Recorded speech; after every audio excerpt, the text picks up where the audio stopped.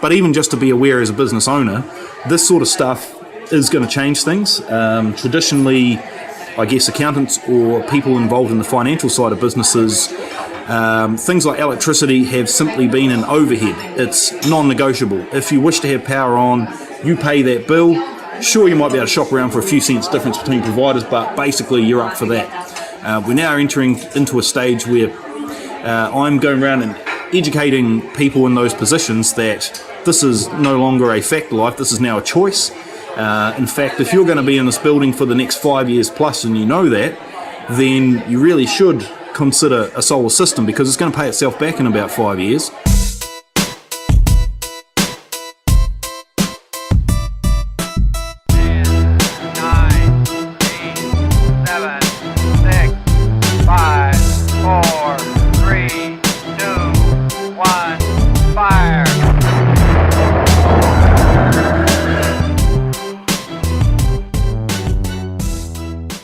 This is the Ryan Marketing Show, and you're listening to episode 70 of 100.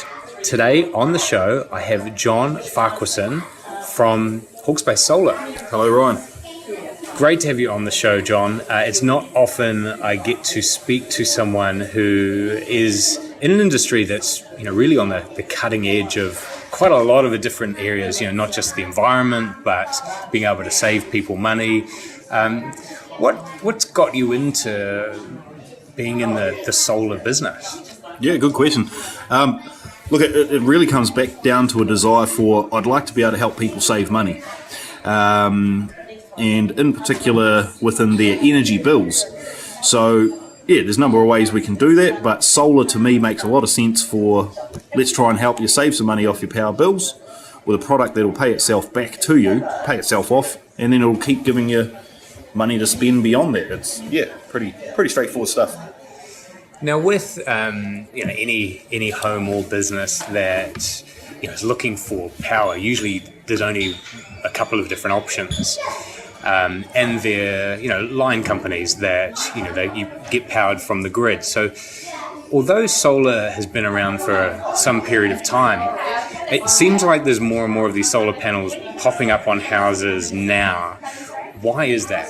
Yeah, absolutely. So we're seeing about 300% year-on-year growth since about 2012, 2013.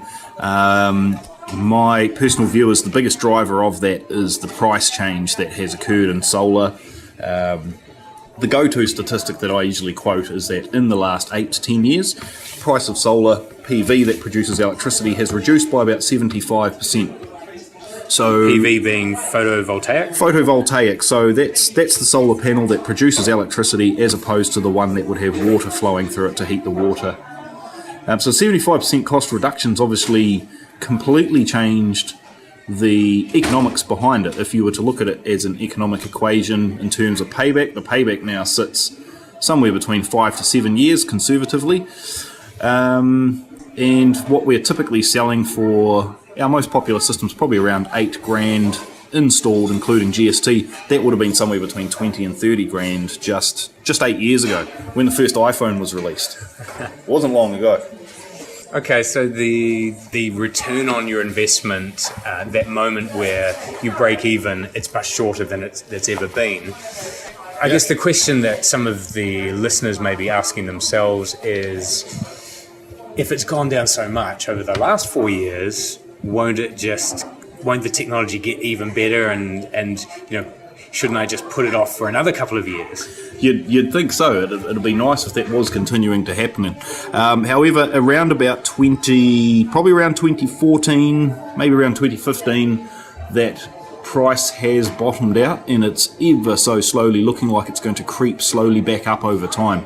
So we've probably seen it's gone as low as it's going to go. That's a result of China buying up probably about 90% of the global manufacturing capability, which has, through scale of production, brought the cost down.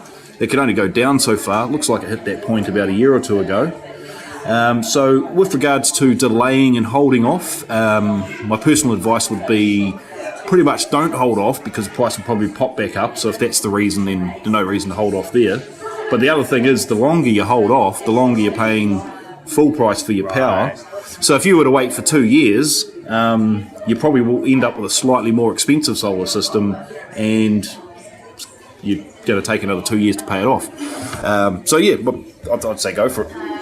So for a Hawke's Bay home, we've got pretty good sunshine hours here, or we have this summer, 2016, 2017. How many panels does a home need? For let's say a 150 square meter home, maybe 2-3 bedrooms. Yep. So fairly average.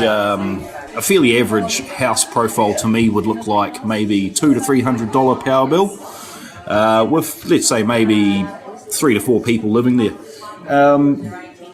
It all comes back down to how big is the power bill, how many units of electricity are being consumed. And in particular, I always like to look at the power bill data for the last 12 months for that property if it's available, because what that tells me is your highs and your lows for winter and summer, but it also tells me how many units of electricity did you actually purchase across a year.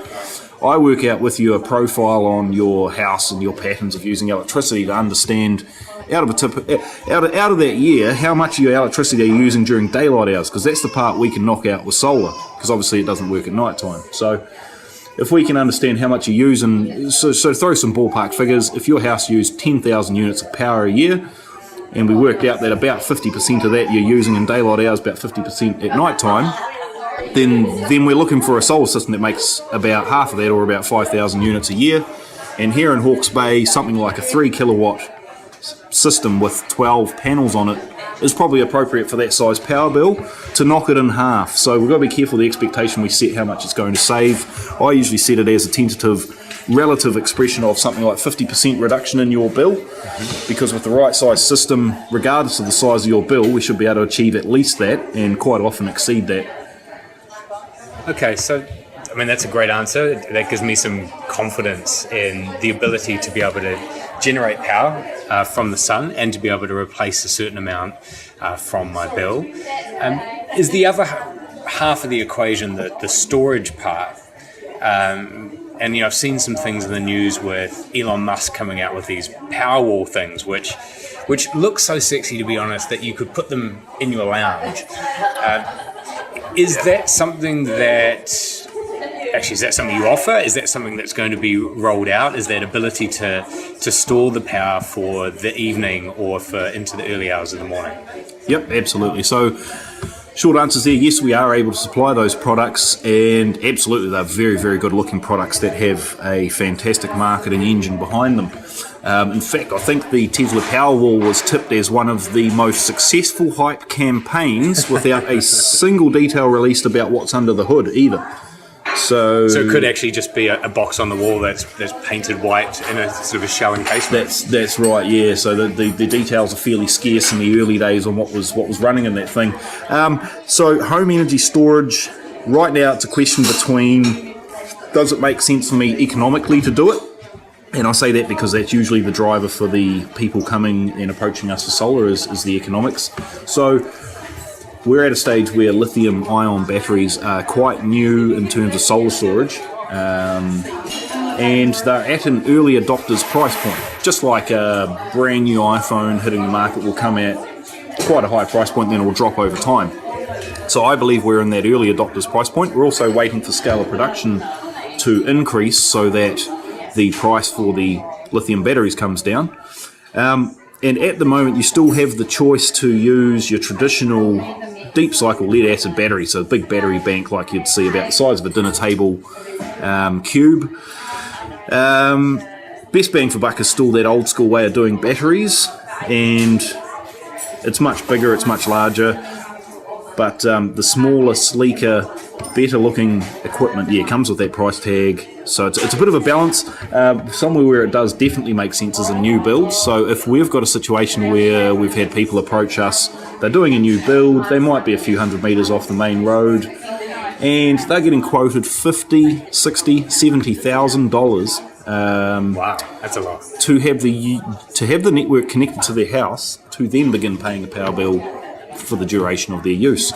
So once you're in this sort of 50 to 70k ballpark, for probably 40 or 50k, we can take the house right off the grid. They'll never have a power bill.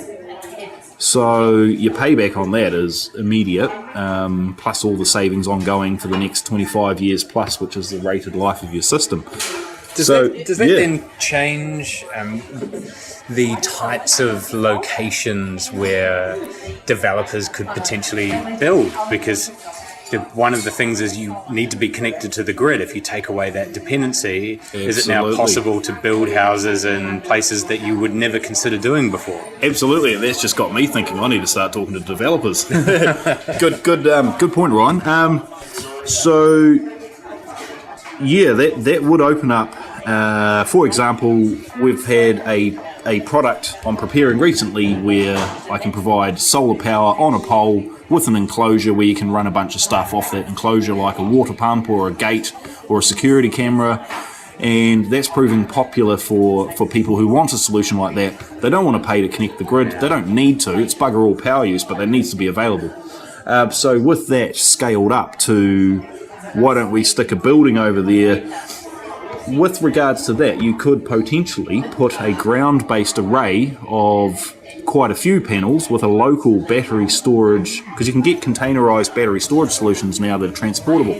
So you drop a container full of batteries in the middle of a bunch of panels, and then you run your leads off to the houses as per normal with meters on each one of the houses, and the developers who own that property sell the power to the residents at a reduced rate. Everybody wins, and they get their gear paid off, and it becomes a passive income stream for the development company past the point of payback, which is also quite an interesting thing to note. At a commercial level, once your system's paid itself back, you've actually got a passive income stream sitting there. At the residential level as well, of course, too.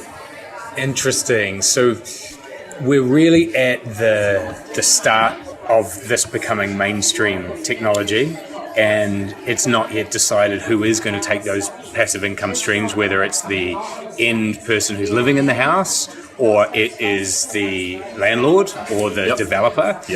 How many years do you think it'll be until, like when the iPhone came out in 2007, it's been 10 years now, and it's now, it's kind of funny or weird seeing someone without one. Yeah. How many years do you think it'll be until we're driving around the suburbs of Hawke's Bay and it'll be weird to see a house without solar panels on the roof? Absolutely. Again, another good question, and I can answer that by comparing to, say, Australia. Our mates just across the ditch there. You can drive around entire suburbs over there and you would be hard-pressed to find a roof that does not have solar. So are we behind the eight ball then? Gut feel is we're probably about 10 to 15 years behind where Australia was. So if we look at where Australia was 10 to 15 years ago, PV solar became affordable there due to very large government subsidies. So it subsidised it down to a level similar in price to what we're seeing now, which is why we're now seeing uptake in New Zealand. We never had those subsidies in New Zealand. We don't currently have them. So there's no government subsidies in New Zealand? No government subsidies currently. There are some subsidies on the wings with some of the banks who offer an incentive to finance a solar purchase through that bank. Yeah. It's interesting times, because just so much changing. The banks want in on the renewable sector now too, so the banking management teams in some banks are being incentivised with providing loans to renewable projects. Which is a bit of a signal, a bit of a change in the times at the top level of management and finance. Financiers globally can see that the shift is moving towards maybe not necessarily, renewable energy, but it's also going to be driven by things like the uptake of electric vehicles. Where's all that extra power coming from? How are we making that power? Do we want to divest away from fossil fuels and invest in clean technologies? That's a growth industry that is going to power the stuff in the future. They're seeing that stuff that's going to change in 5 to 10 years from now, and they're positioning themselves, hence the incentives, to grow their lending arm into these kind of projects, because these are long-term financing projects that are going to deliver guaranteed returns. So they want to be on the right side of it. They're getting amongst it. They're divesting away from fossil, they are investing in renewable, and that really, to me, signifies a shift in thinking of where is this all going. It seems to be going towards renewables, electric, vehicles that don't require 100% petrol, which is that interesting thing. Even right now, if you've got an electric vehicle, you can get a Nissan Leaf second-hand on Trade Me for probably 15 grand. Yeah. Doesn't have a huge range, so it's probably under 200 kilometres. But for Mr. and Mrs. Smith, who are a retired couple, that's probably perfect for just getting around to the shops and such. The thing is, they have about I think off the top of my head, it's something like 5 times less 5 times less cost in terms of energy to run the vehicle and replacement parts and maintenance, because there's far less moving parts, far less maintenance required. So the good news is, once I've helped people smash their power bill, I'm coming after their petrol bill next. It's interesting, because the last person I interviewed on here, it does exactly that, but for farmers, where there's an excise tax refund on petrol. Yep. So, which is another kind of area where, if we look at the incumbent model, so the incumbent model of delivering power is based on a grid technology, which has been around for some period of time, and those organisations have invested heavily in that grid, and they have to, because we all expect power just to be on. You switch a light on, you expect it to turn on instantly, no matter what type of weather it's been outside. What are they doing as these new technologies require their connection to the grid less and less? Yep, brilliant question, because that is really where some of the contention arises between how quickly the network companies would like to see the uptake of solar versus how quickly the solar providers would like to see the uptake of solar. So what I mean by that is basically we are looking at, if we look at the grid has been built to be a unidirectional, centralized distribution network. It has one point of distribution in each region. It's centralized to that one point, and everything gets distributed out from there in one direction out to the end user and their meter. What we are morphing into is a bi-directional, decentralized network. So instead of the network having one power generator, big old power station, and a whole lot of lines sticking out from it, and transformers and stuff and substations, we've got a whole bunch of mini generators all over the place, sending power back up the line, back down the line. Power is now being created and shifted in pools around suburbs that just did not happen before. So we have to appreciate that the network gear that's been installed running behind the scenes here, the backbones of this, was not designed for two-way power flow in this manner, in unpredictable amounts, because we could have a really stunning hot day and everyone's producing excess solar energy, and suddenly the grid's flooded with all this extra voltage in one particular suburb. Some of that substation equipment will see that as a fault or an issue, and that's what's causing complications with some of the grid management for stability of energy supply, when you get events occurring that the equipment is not designed to recognise as, hey, that's okay, that's just solar building up. So they've got a real process to manage that transition. Yep. Are they, is Hawke's-based solar seen as an enabler for those businesses, as best practice, or are you guys kind of layered where they're just providing the lines part, but the thing you're doing is actually making their job much more difficult? That's a good question too, because that is where is the contention between in the solar industry here between the lines companies? So what would Ken say from Unison? What would he say if he was sitting here? Well, if I just summarise Unison's position, is Unison is faced with very, very significant upgrade costs to their network to bring it into the new world that people want. It's a consumer-driven world. The consumers want to be able to create their own power and send it about the network and such things. So my personal view is that realistically the network does have to arrive at this new world of how people want it to run. So I can appreciate if the uptake of solar was to be slowed down, that would pace out the level of which the network has to invest in upgrading its infrastructure, which would, so it's something they can't avoid. So are they kind of right then in having this additional fee because that's going back into preparing their network, or is that penalising people who are trying to do the right thing for their homes and their cost, and also the right thing for the planet? I mean, these are never easy things, are they? Yeah. Because you've got companies with lots of assets, and then you've got the way people actually want to live and operate. And that again is interesting. What's the motivation there? So I wouldn't be able to say that they are collecting what is called the solar tax in order to offset other expenses, because that's not what they're stating. What they're stating is the reason for that tax is their opinion is to make it more fair. What they've admitted is that it's a fairly blunt method until they have a more detailed way to measure what's going on. So what the problem is they've explained it to me, is that the network is built to serve up peak demand times where on a winter's peak evening, that is typically when the network is under the most strain to deliver. They want to ensure they can continue to do that.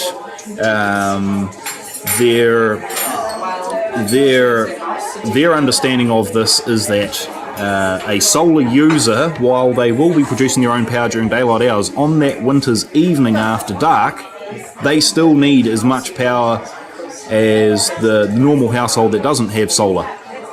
So what the financial complication is here that Unison is also not happy about is when you go to solar, a lot of the time, a lot of the houses we convert to solar were on a normal use plan, which for shop talk is 8,000 units or 8,000 kilowatts of energy consumed a year and above.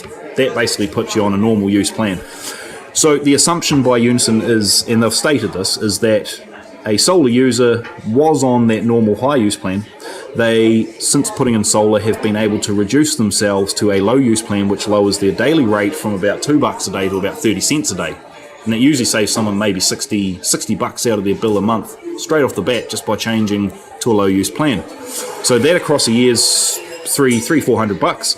And that's what Unison is saying is, hey, we no longer get that revenue, but on that winter's peak evening, that household still expects to have that power available like everyone else who is paying on a plan appropriate to their overall household usage. So while their overall household usage is high, for the house with solar, a lot of that is compensated by the solar, but on that winter's peak evening, they're still going to have a very high load like they were a high-use house, and that's where the misunderstanding between public and, well, not a misunderstanding, but the public feel is, hey, you're just being mean and pinching us in the pocket because we're creating our own power.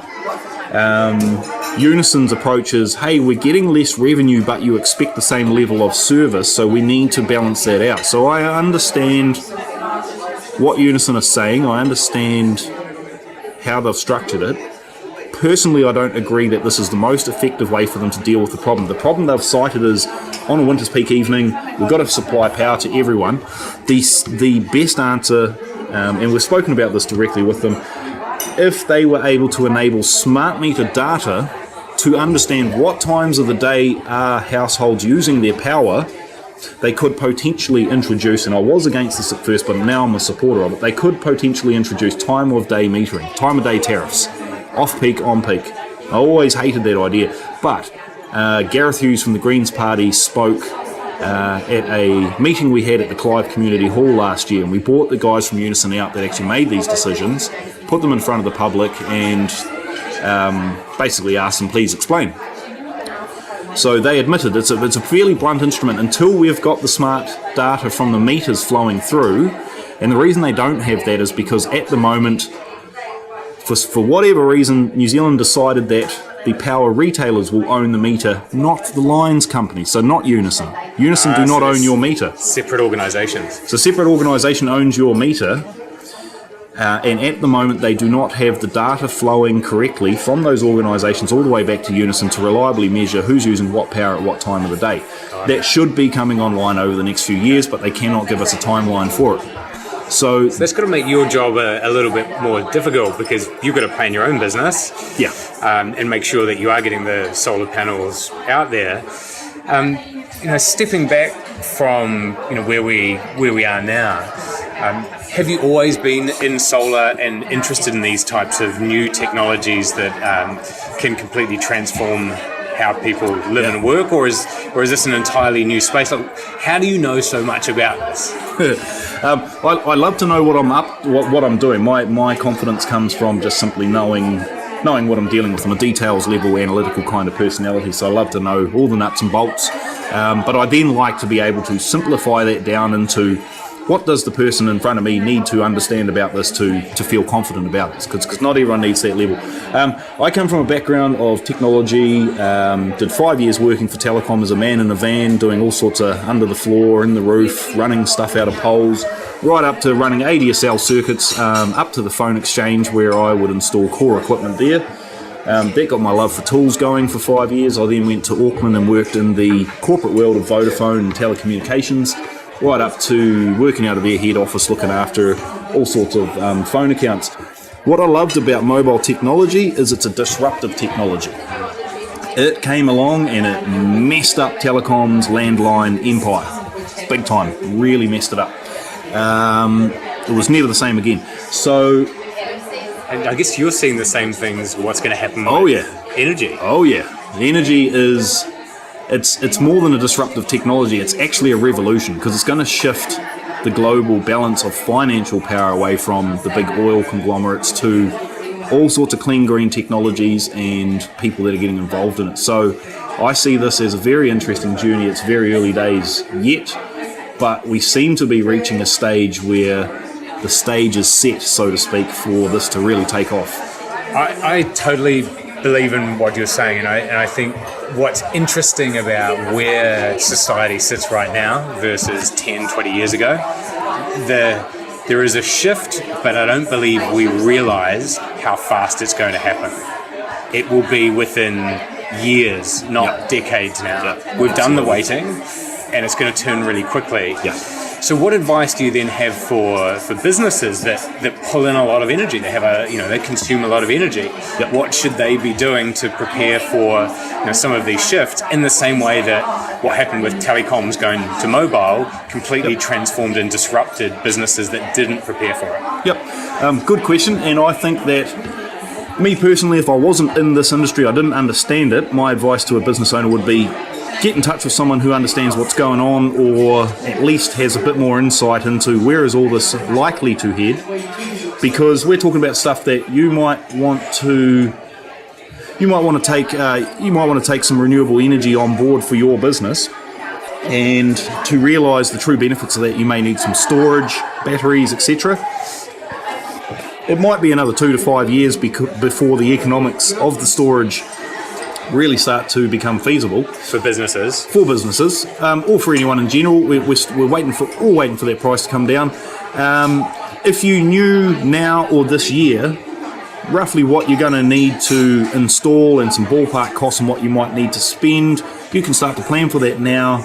Either roll out some kind of solar PV generation this year, add some more panels to it next year, add some batteries to it in the third year. You can start to actually map this stuff out so that if you realise where do I want to be in 5 years from now in terms of generating my own power, you can work backwards and sort of slot that in. But even just to be aware as a business owner, this sort of stuff is going to change things. Traditionally, I guess accountants or people involved in the financial side of businesses, things like electricity have simply been an overhead. It's non-negotiable. If you wish to have power on, you pay that bill. Sure, you might be able to shop around for a few cents difference between providers, but basically you're up for that.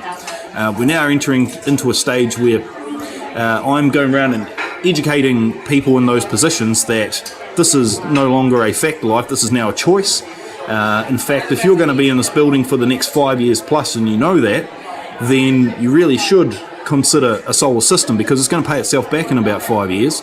So if you look at it this way, whether or not you do something with solar, the money you could have used for solar is already spoken for. It's already gone. Over the next 5 years, that's already gone. What solar gives you is the opportunity to own some of that back, put some extra value on your building, probably halve your overheads and your energy costs or greater. And so, the advice of the business owner would be, this is all happening now. There's people around who know about this stuff. Get on board and find out about it, and don't miss the bus. Get well positioned, know where you're going to need to be, and start factoring that into planning. So my last question for you, John, and this is one more from what Elon Musk is hoping to achieve. Are you going to buy a Tesla? Car or battery? either, just something from Tesla. Looks like I'm going to buy a whole Tesla house soon. Yes, absolutely. I've seen a Tesla, I think it was the Model S here in Hawke's Bay. Johnny Bridgman, very successful local businessman, owns Bridgman Concrete, has one. Does 0 to 100 in something stupid like 2.7 seconds or 3 seconds or something. Sick. So yes, I would love to buy a Tesla product. It's very, very interesting with the Tesla stuff. I'm very pleased Tesla's come out because it's really spearheaded a massive hype and marketing campaign around what's all this stuff about. We're storing energy, we're doing stuff, but we're doing it about 10 times smaller than we used to. So I would love to buy some Tesla products. There's also up from the power wall is the power pack, which looks like a big server rack.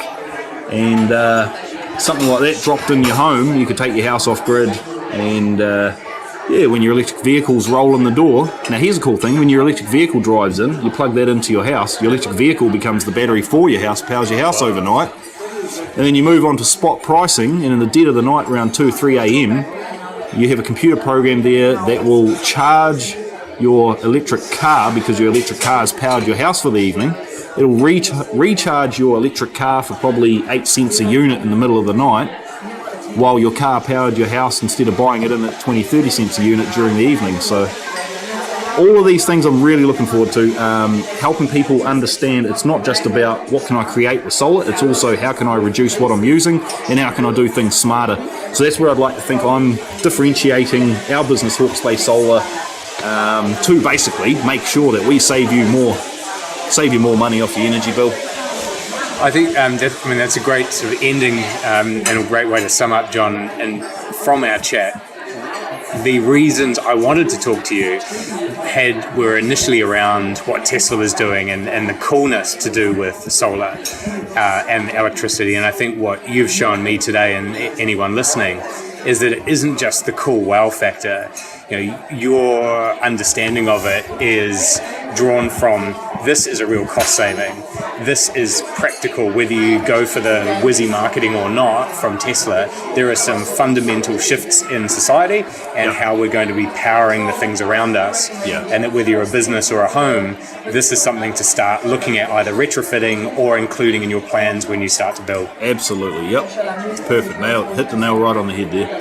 Hey, look, it's been a pleasure talking with you today, John, and I wish you every success this year, and really excited to see all these solar panels that are going to be going on houses and commercial buildings around Hawke's Bay. Yep, fantastic. Look for them because they will be coming, and look forward to seeing that happen. And thank you very much, Ryan, for the interview. You're welcome. Thanks, John. Thank you. Cheers.